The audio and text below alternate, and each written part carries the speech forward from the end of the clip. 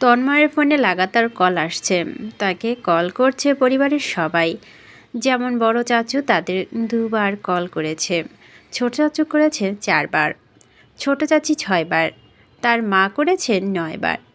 মোট কথা শত শত মিসড কল এসেছে, কিন্তু তন্ময় দেখেনি। সাইলেন্ট করা ছিল তার ফোন। এখন হাত দিয়ে কল দেখে কাউকে কল ব্যাক করেনি। সবাই অরু এবং দীপ্তির চিন্তায়। স্কুল থেকে হয়তো এতক্ষণ বাড়িতে ফোন গিয়েছে তাদের অ্যাবসেন্সে। তন্ময় সাবিয়াকে বলল, তোর ফোন কই? ফোন অফিসে, ধর কথা বল, জানিয়ে দে ওরা তোর কাছে। তন্ময় তার ছোট চাচুকে কল ব্যাক করে সাবিয়াকে ধরিয়ে দিল। সাবিয়া সব কিছু খুলে বলল। এগুলো শুনে রেগে গেল বাড়ির সবাই। আজ বাড়িতে গেলে অরু এবং দীপ্ত খবর আছে। দীপ্ত শীতে এবং ভয়ে কাঁপছে অরুর পাশে। তার পাছায় আজ ড্রাম বাজাবে তার বাবা। অবশ্য অরুর কপালে শনি আছে, সেটা ভেবে ভয় কিছুটা কমে গেল তার। সে তো আর একা মাইর খাবে না। আপাতত রাতে বাচ্চা 8টা, বৃষ্টি থামছে না। এদিকে কম বেশি সকলের কাপড় চোপড় ভিজে ভিজে। অরু সমানে হাঁচি দিচ্ছে। দীপ্তর নাক লাল হয়ে গিয়েছে। এই বাচ্চার জ্বর আসবে বলে কপাল ছুঁয়ে দেখল গরম। রাগান্বিত তন্ময় ডিসিশন নিল তার বাইকের চাবি অয়নকে দিয়ে তখনই অরুদের নিয়ে বাসে করে রওনা হবে। অয়ন তন্ময়কে বলল, ভাই এখানকার বাসগুলো পুরো ভর্তি হয়ে যাচ্ছে, খালি বাস পাওয়া একটু মুশকিল, অপেক্ষা করি। কিছুক্ষণ অপেক্ষা করার পর 2 সিট ফাঁকা রয়েছে এমন একটি বাস পেল। সামনে গেলে আরও সিট খালি হবে বলা হয়েছে। তন্ময় সাইকেলগুলো বাসের ছাদে তুলবে বলল হেল্পারকে। অয়ন সাইকেল সবগুলো সাইকেল তোলা হয়েছে। তারপর অরুদের নিয়ে উঠে গেল বাসে। খালি 2 সিটে দীপ্তে এবং মার্জি বসেছে। ওদের দুজনের অবস্থা বেশ নাজুক। অবশ্যই মার্জি বলেছে সে দাঁড়াবে এবং অরু বসুক, কিন্তু অরু না করে দিল। সে দিব্যি স্ট্যান্ড ধরে দাঁড়িয়ে। আরও প্যাসেঞ্জার উঠছে দেখে তন্ময় অরুর পেছনে দাঁড়ালো। এক প্রকার সে তন্ময়ের 2 হাতের ভিতরে।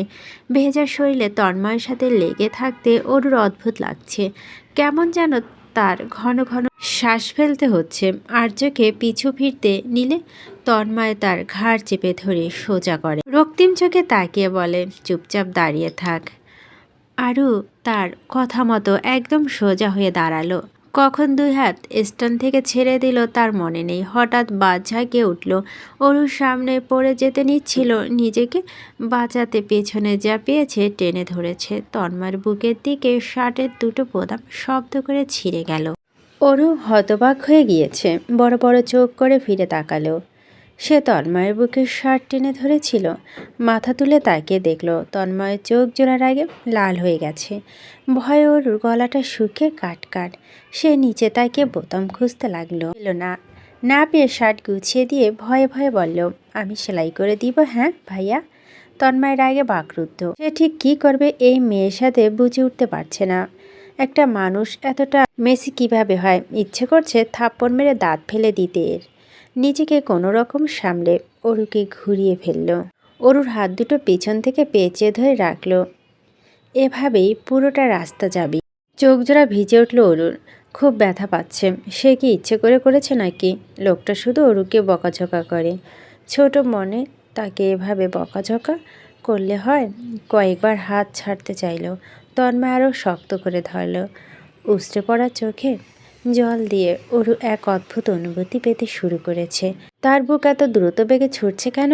মাথা ব্যথা নিয়ে দীপ্ত পাশে মুখ লুকিয়ে হাসছে। এক সময় শব্দ করে হাসতে লাগলো। তার হাসি দেখে অরু রেগে গেল। চোখ রাঙিয়ে তাকালো। তাতে দীপ্তর হাসি বেড়ে গেল শতগুণ। মার্জির অবস্থাও একই। সে নিজে হাসি লুকাতে জানালার বাইরে তাকালো। 8 ঘন্টার মধ্যে বাস পৌঁছে গিয়েছে গন্তব্যে। তন্ময় অরুর হাত ছেড়ে দিতেই সে কুঁকড়ে উঠল। ব্যথা হাত অবশ্যই গিয়েছে এক প্রকার। নাড়া তো কষ্ট হচ্ছে। তন্ময় তাকে ফেলে দীপ্তকে নিয়ে নেমে গেল। অরু নিজের হাত চেপে নেমে এসেছে একটু পর। তার চোখের পাতা তখনও জল। হেঁচকি তুলে তন্ময়ের দিকে তাকালো। তন্ময় তখন বাস হেল্পারের সাথে সাইকেল নামাতে ব্যস্ত। অয়নের সাইকেল নিয়ে মার্জি দৌড় লাগালো। সে দূরত্ব পায়ে অয়নদের বাড়িতে সাইকেল রেখে এসে নিজেরটা নিয়ে চলে যাচ্ছে। মোড়ে তার জন্য তার ভাই এহসান অপেক্ষা করছে। তন্ময় ধমকের সুরে বলল, দূরত্ব ঘরে যা। ওরু 1 সেকেন্ড অপেক্ষা করলো না, সাইকেল নিয়ে দূরত্ব পায়ে চলে যাচ্ছে। হুট করে ফিরে তন্ময়কে ভেঙে গেল। তারপর আরেকটু গিয়ে আবারও মাথা ঘুরিয়ে জিব্বা দেখিয়ে চলে গেল ভিতরে। দীপ্ত চাচ্ছিল তন্ময়কে টেনে বাড়ির ভিতরে নিতে, তবে যে রাগীভাবে তন্ময় তাকিয়ে আছেন তা দেখে দীপ্ত গলা দিয়ে কোনো শব্দ বেরোলো না। আলগোছে চলে এসেছে সেও। যেতে নিয়েও বেশ কয়েকবার পিছু তাকালো। তন্ময় তখনও দাঁড়িয়ে, যতক্ষণ বাড়ির গেট না ঢুকেছে ততক্ষণ দাঁড়িয়েছিল। ড্রয়িং রুমে মোস্তফা সাহেব বসে, সদর দরজার সামনে দাঁড়িয়ে আনোয়ার সাহেব, সুস্মিতা বেগম দাঁড়িয়ে আছে চিন্তিত চেহারা নিয়ে। মুফতি বেগম রান্নাঘর থেকে বারবার চলে আসছেন, কোনো কাজে মন লাগছে না। বাচ্চাগুলো এই প্রথম এমনটা করছে, আগে একটু লুকোচুরি করেছে, তবে কিছু সময়ের জন্য। এমন পুরোটা দিন পার করে দেয়নি। ওর ঢুকতেই আনোয়ার সাহেবের মেয়েকে বুকে জড়িয়ে ধরলেন। ভেজা কাপড় চোপড় লক্ষ্য করতেই বললেন, কি করছো এগুলো মা? সুস্মিতা বেগম তেড়ে এসেছেন। ওরুর কান টেনে ধরে বললেন, কিসের মা? ওর পা দুটো ভাঙো আজ। দীপ্তকে ওহি সাহেব হাতের কাছে পেতেই পাছার উদম চর বসালেন, তবে একটাই চর মেরেছেন। ছেলে গরম শরীর উপলব্ধি করে বাবা সাহস পেল না আর। মুফতি বেগম ছেলেকে কোলে নিয়ে উপরে চলে গেলেন। অরুকে মাথায় কয়েকটা চর দিয়েছে সুস্মিতা বেগম, তবে আনোয়ার সাহেব উপস্থিত থাকায় মারতে পারেনি। মোস্তফা সাহেব প্রশ্ন করলেন, কে দিয়ে গেছে তোমাদের অরু? তন্ময় ভাই। মোস্তফা সাহেব থমকে গেলেন, তারপর দীর্ঘ নিঃশ্বাস ফেললেন। আশা নিয়ে শুধালেন, চলে গেছে? দেখেছিলাম দাঁড়িয়ে। মোস্তফা সাহেব বললেন, যাও দ্রুত কাপড় চোপড় পরে নাও, ঠান্ডা লেগে যাবে। আচ্ছা বড় চাচু। অরুণ নাক টানতে টানতে উপরে উঠছে। পিছু ফিরে দেখল মোস্তফা সাহেব বাইরের দিকে যাচ্ছে, নিশ্চয় তন্ময় ভাইয়ের আশা। কিন্তু তন্ময় ভাই কি এখনও আছে? মোস্তফা সাহেব বেরিয়ে মোড়ের মাথায় তাকালেন। তন্ময় দাঁড়িয়ে আছে তখনও, তার দৃষ্টি বাড়ির দিকে ছিল। বাবা ছেলের দৃষ্টি মুহূর্তে এক হয়ে গেল। অপ্রস্তুতভাবে নেড়ে উঠলেন মোস্তফা সাহেব। এগিয়ে যাবেন নাকি বাড়ির ভিতরে চলে যাবেন? ছেলেকে কি তিনি ফেস করতে পারবেন? তন্ময় এগিয়ে আসলো না, তবে সেখানকার একটা চায়ের দোকানে গিয়ে দাঁড়ালো এবং দুটো চায়ের অর্ডার দিল। মোস্তফা সাহেব এগিয়ে যাচ্ছেন ছেলের দিক। দোকানদারের সামনে এসে পৌঁছে তিনি সময় নিয়ে ছেলে মুখের দিকে তাকিয়ে রইলেন।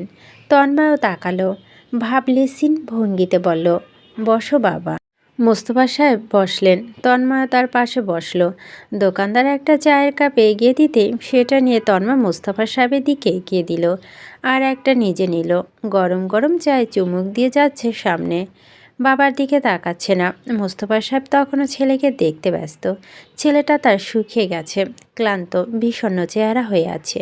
তার বুকটা জ্বলে পুড়ে ছারখার হতে লাগলো। এত কষ্ট করে এমন বড় রাজ্য দাঁড় করিয়ে কি হলো? এত টাকা পয়সা কামানের কি মানে দাঁড়ায় যখন সন্তানরা সেই টাকা ব্যবহার করে না? সাবিহা রিক্সা বাস অটো দিয়ে চলাফেরা করে, বাড়িতে 2-3টে গাড়ি থাকতো। আর ছেলের কথা কি বা বলবেন? নিজেদের ফ্যাক্টরি বিজনেস ছেড়ে অন্যের কোম্পানিতে চাকরি করে। হতাশায় তিনি নির্বোধ হয়ে গিয়েছেন। তন্ময় জমিন থেকে নজর সরিয়ে বাবার দিকে তাকালো, খুব আদুরি কণ্ঠে প্রশ্ন করল, কেমন আছো বাবা?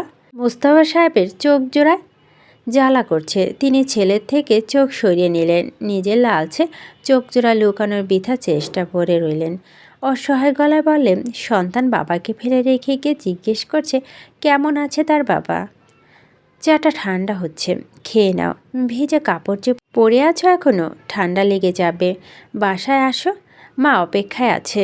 ফিরতে হবে আমায় বাবা। মোস্তফা সাহেব ছেলের দিকে তাকালেন। তন্ময় উঠে 2 কাপ চায়ের টাকা পরিশোধ করলেন। যাওয়ার জন্য পা বাড়িয়েও দাঁড়িয়ে রইল, যেতে পারছে না। মোস্তফা সাহেব নিজেও বাড়ির দিকে চলে যাচ্ছেন। সেভাবেই বসে থাকলে ছেলে তার যাবে না। ভিজে কাপড় চোপড় নিয়ে দাঁড়িয়ে থাকবে। ছোট থেকেই খুব নাজুক স্বভাবের, অল্পতেই ঠান্ডা জ্বর লেগে যায় ছেলেটার। রাতে অসুস্থ হয়ে পড়বে ছেলেটা। চিন্তা মোস্তফা সাহেব বুকটা ব্যথা করছে। অয়ন ভেজা জামা কাপড় পরে এখনও বাস স্ট্যান্ডের মধ্যে দাঁড়িয়ে, তার সামনে বাইক।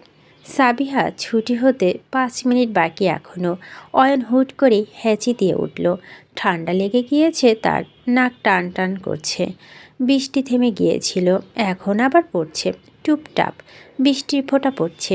অয়ন এক ধ্যানে রাস্তায় তাকিয়ে রইল। তার অদ্ভুত এক ইচ্ছে জেগে উঠল, যদি সাবিহার শাড়ি পরে এমন বৃষ্টি রাতে ল্যাম্পপোস্টের রেখা অনুসরণ করে তার হাতে হাত রেখে হাঁটে কেমন হবে? বৃষ্টিতে ভেজা স্নিগ্ধ সাবিহাকে তখন কেমন দেখাবে? অয়ন কিছুক্ষণ আগে 2টো সিগারেট কিনে নিয়ে এনেছিল, সেটা ধরালো। বড় বড় কয়েকটা টান মেরে ধোয়া ছুঁয়ে মারল মাথা উঁচু করে। আর চোখে খেয়াল করলো সাবিহা বেরোচ্ছে। আজ আর সিগারেট সরালো না, টেনে যাচ্ছে। এক সময় চোখে চোখ পড়ল। আলগোছে সিগারেট পাশে ফেলে দিল। সাবিয়া হুট করে রেগে গেল, কিন্তু তার রাগ কি নিয়ে আন্দাজ করতে পারছে না। অয়নের ওপর সে চরম বিরক্ত। এই ভেজা জামা কাপড় পরে এখনও দাঁড়িয়ে। ছেলেটার কি পাগল? আর চোখে তাকালো, অয়নেরটাই ঝুলে বুকে মাঝখানে দুলছে। চুলগুলো কপালের সামনে লেপ্টে আছে। আশ্চর্যজনকভাবে ভার্সিটির কোট ড্রেস। অয়নকে একদম বাচ্চা বাচ্চা লাগছে না, বয়সের তুলনায় বেশ বড় বড় ভাব নিয়ে রেখেছে। সাবিহা চোখের সামনে। অয়ন বাইকে উঠে বসেছে। বাইকে স্টার্ট করে বসে যাচ্ছে না, যেমন সাবিহা উঠে আসার অপেক্ষায়। সাবিহা না দেখার ভান করে দাঁড়িয়ে। মাত্রই বাসে এসে থেমেছে সাবিহার সামনে। সাবিহা একবার বাসের দিকে তাকালো, তো একবার অয়নের দিক। অয়ন সামনে তাকিয়ে তার দিক তাকাচ্ছে না। সাবিহা বাসের দিকে এগিয়ে যাচ্ছে, কিন্তু তার মন বিচলিত। ভেজা কাপড় চোপড় পরিহিত অয়নকে দেখে তার ইচ্ছে করছে না আর বাসে যেতে। বাস আর অপেক্ষা করলো না, চলে গেল। সাবিহা দাঁড়িয়ে তখনও। বৃষ্টি হচ্ছে। সাবিহার কথায় তাকালো অয়ন। তার উপরেও তো বৃষ্টি পড়ছে, সে কিভাবে না জানায় সে বৃষ্টি পড়ছে। সাবিয়া আকাশের দিকে তাকালো। মৃদু বৃষ্টি। এই বৃষ্টিতে বাইক চড়ে গেলে এক আলাদা অনুভূতি কাজ করবে। এই অনুভূতি সাবিহার উপভোগ করতে চায়। এগিয়ে গেল বাইকের দিকে। যখন অয়নের কাঁধে হাত রেখে পিছনে উঠে বসল, অয়নের ঠোঁটে বিশ্বজয় এক অমায়িক হাসি ফুটে উঠল। সে একটানে বাইক নিয়ে দূর দূরান্তে ছুটে চলল। সাবিহা প্রস্তুত ছিল না মোটেও। শক্ত করে ধরল অয়নের কাঁধ। ধীরে চালাও। অয়ন বলল, আমাকে শক্ত করে ধরুন। সাবিহার হৃদয় কেঁপে উঠল। সে এই প্রথম তার নামের অয়নের মুখে শুনেছে, আগে কখনো নাম ধরে বলেনি। আমি তোমার বড়। অয়ন বৃষ্টির মধ্যে চেঁচিয়ে উঠল নিজের সর্বশক্তি দিয়ে। সাবিহা ক্রোধে ভান করে শাসালো, অয়ন। অয়ন আরও জোরে তার নাম উচ্চারণ করলো, নিজের নাম যেমন চারপাশ থেকে শুনছে সে। এই ব্যাকুল অনুভূতি কিভাবে অস্বীকার করবে? অয়ন শব্দ করে হাসছে। তার হাসির শব্দ সাবিহার ঠোঁটের কোণে উঁচু হয়ে আসছে। পরপর চোখ জোড়া বন্ধ করে ফেলল। বৃষ্টি ফোঁটা তার চোখ মুখ ভিজে দিচ্ছে। চুলগুলো খুলে গিয়েছে ততক্ষণে। ওড়না ছোটাছুটি করছে। বিদায় সেটা পেঁচিয়ে নিল। অয়ন শব্দ করে বলল, আমাকে শক্ত করে ধরুন। এই না, আমি ভয় পাই। ভয় পেয়ে আমাকে জড়িয়ে ধরবেন? আমি তো তাই চাই। আমি কিন্তু নেমে যাব। আমি নামতে দিব না আপনাকে। বাইক আরও স্পিডে চলছে। ভয়ে সাবিহা কখন ঘনিষ্ঠ হয়ে বসেছে খেয়াল করেনি। তার দু হাত অয়নের দু কাঁধে ভয়ে খামছে ধরে আছে সেখানটায়। অয়ন বৃষ্টির মধ্যে উচ্চস্বরে একটি গানের সুর তুলল। সে বৃষ্টি ভেজা পায় সামনে এলে হায়। আশ্চর্যজনকভাবে অয়নের গলা খুব সুন্দর। গান গাওয়ার ভঙ্গিমা বলে দিচ্ছে সে প্রায় গান গায়। সাবিহা খুব করে ইচ্ছে হলো একটা সম্পূর্ণ গান অয়নের কাছ থেকে শুনতে। পরক্ষণে নিজেকে মনে মনে বকল, লজ্জা মাথায় খেয়েছে। বুড়ো বয়সে একটা একটুখানি ছেলে মুখ থেকে গান শুনতে ইচ্ছে করে তার। নিজেকে নিজেই ভেঙালো সাবিহা। তারপর রাস্তা নজর রাখল। তবে এই বৃষ্টির রাতে বাইকে বসে অয়নের মুখে শোনা এই গান মনে হয় না সে কখনো ভুলতে পারবে। তার বুকের ভেতর ধুকপুক করতে থাকা হৃদয় তাকে ভুলতে দেবে না। অনেক রাস্তা ঘুরিয়ে ফিরিয়ে তারপর বাড়ির সামনে বাইক থামিয়ে অয়ন সাবিহার নেমে দ্রুত পায়ে বাড়িতে ঢুকে গেল। ফিরে তাকালো না। অয়ন তাকিয়ে রইল। তার ঠোঁটে দুষ্টু হাসি। তার মন বলছে সে একটু হলেও সাবিহার মন নাড়াতে সক্ষম হয়েছে। হঠাৎ সাবিয়া ফিরে এলো, ধমকে সুরে বলল, এই ছেলে, যাচ্ছ না কেন? ধমক দিয়ে সে ঘরে ঢুকে গিয়েছে। এবার শব্দ করে হাসতে লাগলো। হাসতে হাসতে সে বাইক স্টার্ট করে একটানে চলে গেল। আপাতত বাইক সে তন্ময়ের বাসার সামনে পৌঁছে দিয়ে তারপর বাড়ি যাবে, একটা লম্বা ঘুম দেবে। শাহজাহান বাড়ির 3 দুলাল আজ জ্বর ঠান্ডা নিয়ে বিছানায় পড়ে আছে। ডাক্তার আশরাফুল রাত 9টায় এসেছিলেন। অরু, সাবিহা এবং দীপ্ত এই 3জনকে দেখে ওষুধ দিয়ে গেছেন। সাবিহা এবং দীপ্ত ওষুধ খেয়ে নিজেদের রুমে ঘুমিয়ে পড়েছে, কিন্তু অরু জ্বর নিয়ে বাড়ি আনাচে কানাচে ঘুরছে ফিরছে।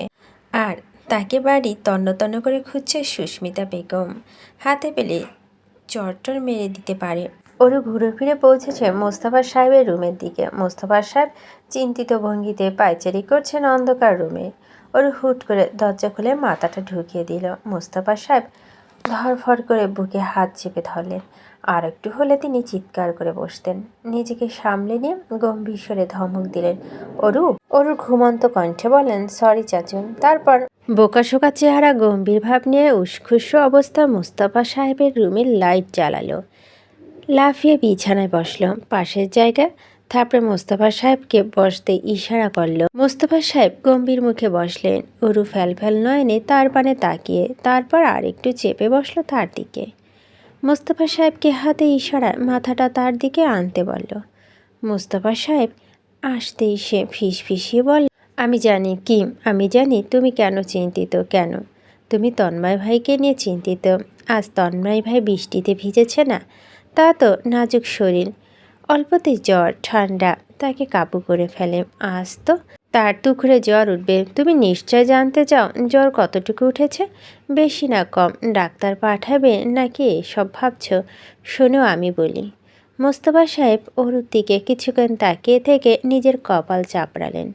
এই মেয়ে নিশ্চয় জ্বরের বোধগম্য হারিয়ে ফেলেছে, তাই তার সামনে এমন আবল তাবল বকার সাহস পাচ্ছে। ডান হাতের উল্টো পাশ অরুর কপাল ছুঁয়ে দিল। জ্বরে শরীর পুড়ে যাচ্ছে। এই মেয়ে মাত্রাতিরিক্ত জ্বর উঠলেও নিজের মধ্যে আর থাকে না, আবল তাবল বলে এবং করে। তার উপরে ঘুমের মধ্যে কথা বলার অভ্যাস আর হাঁটাচলা তো আছেই। মোস্তফা সাহেব নিচে নেমে আসলেন। সুস্মিতা বেগম তখন সোফার নিচে দেখছেন। মেয়েটা তার এখানে লোকাল নাকি? মোস্তফা সাহেবের দেখে দ্রুত তিনি উঠে দাঁড়িয়ে বলেন, ওরকে পাচ্ছি না। আমার রুমে। সুস্মিতা বেগম মেয়েকে বকাঝকা করতে করতে উপরে উঠছেন। গিয়ে দেখেন মেয়ে তার ঘুমিয়ে পড়েছে বিছানার কোনায়, যে কোনো সময় ফ্লোরে পড়ে যাবে। এগিয়ে গিয়ে ওরুকে ওঠালেন, তারপর নিয়ে চললেন নিজের রুমে। আজ বাবা মায়ের সাথে ঘুমাবে সে। মোস্তফা সাহেব বেশ কিছুক্ষণ দাঁড়িয়ে রইলেন ড্রয়িং রুমে। যেমন মনস্থির করেছিলেন, নিজেকে অপ্রস্তুত করে কল করলেন ম্যানেজারকে।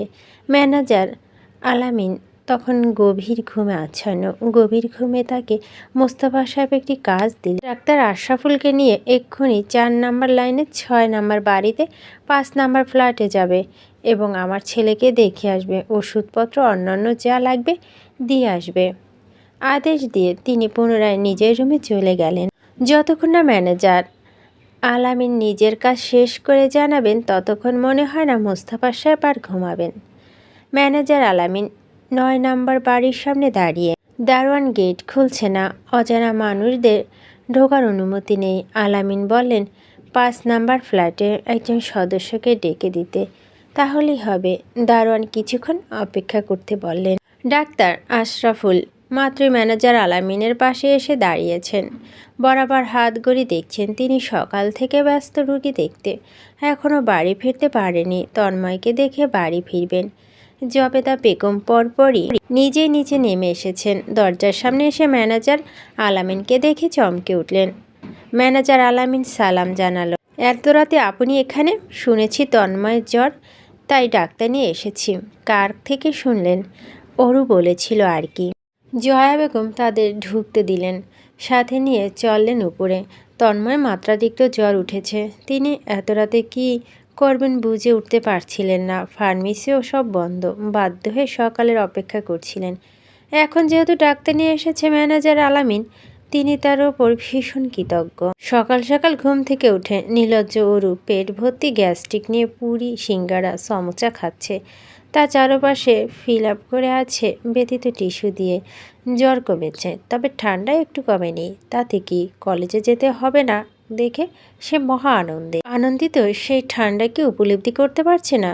সাবিয়া এসে তার রুমে এসে ঝাঁটা নিয়ে বিছানার চারপাশ থেকে টিস্যুগুলো নিচে ফেলে দিল। তারপর অরুর পাশে শুয়ে পড়ল।